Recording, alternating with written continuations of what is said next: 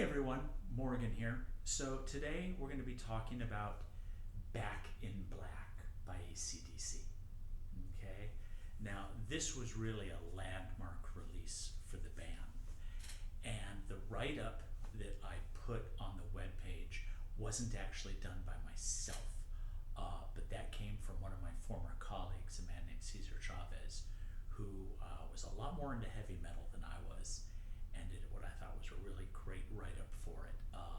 And unfortunately, we lost Caesar a few years ago, but I keep using this write-up just because it was so well done and captured the spirit of the album really well. So a little bit of background. Late 1970s, disco was starting to peter out.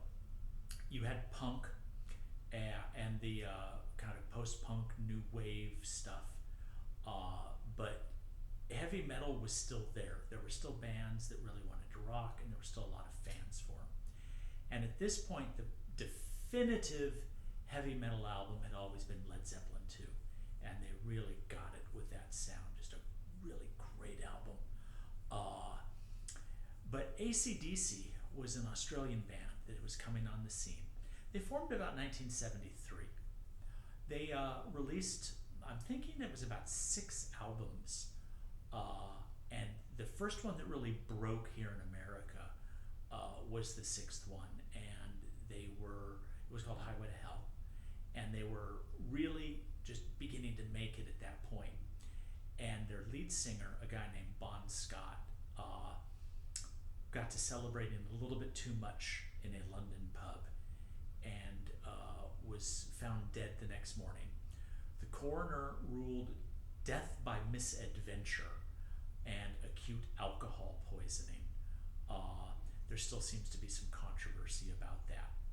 And that would have been about February of 1980. And the band thought about it real fast and decided they were going to carry on. And they recruited a new singer, named Brian Johnson.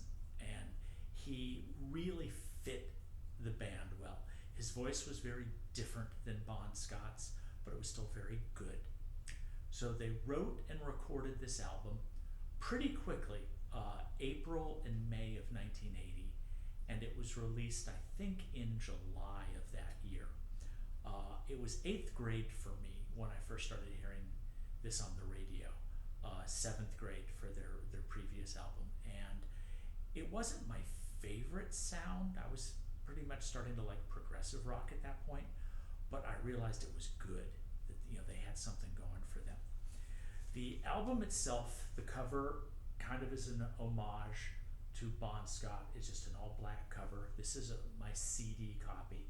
Never owned a copy of this on vinyl, have to admit that, but they did do a nice gatefold for it, and then a lot of the content that was inside the album sleeve they reproduced as a booklet for the CD, which I thought was pretty nice.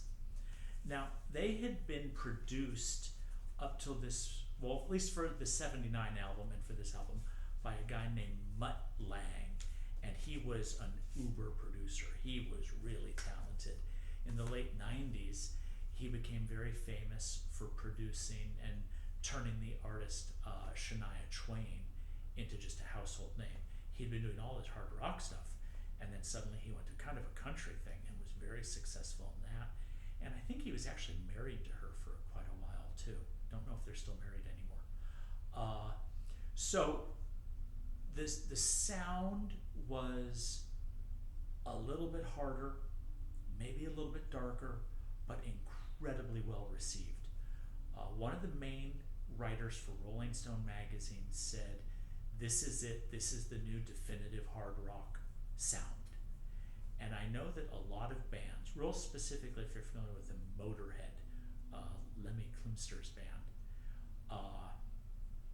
they would use this album for tuning their PA system.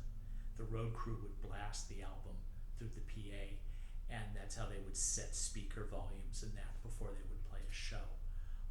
But the production quality that Mutt Lange did on this was really just amazing. Now, it's gone to the top of everybody's list. Rolling Stone called it one of the 100 best albums of the 80s. It's like 25 times platinum sales, 25 million copies. It ranks on pretty much everyone's best albums of all time and hard rock albums.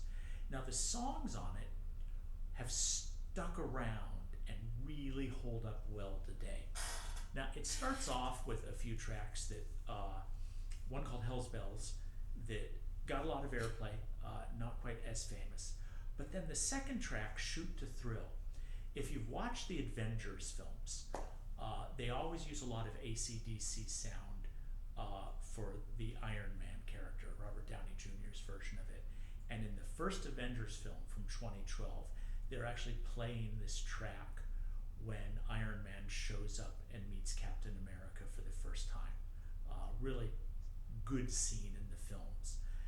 Go down a few more tracks, and there are the songs Back in Black and You Shook Me All Night Long. And they are still staples of radio play today. They sound great, they hold up beautifully. Great, powerful songs. Heard them this played in a lot of parties when I was in college in the mid-80s. Now, part of the reason I've chosen this album, and the one that I'm going to put up for next week, this was one of the albums that a woman named Tipper Gore, who was married to a senator from Tennessee, who in 1992 was elected vice president of the United States with Bill Clinton as president.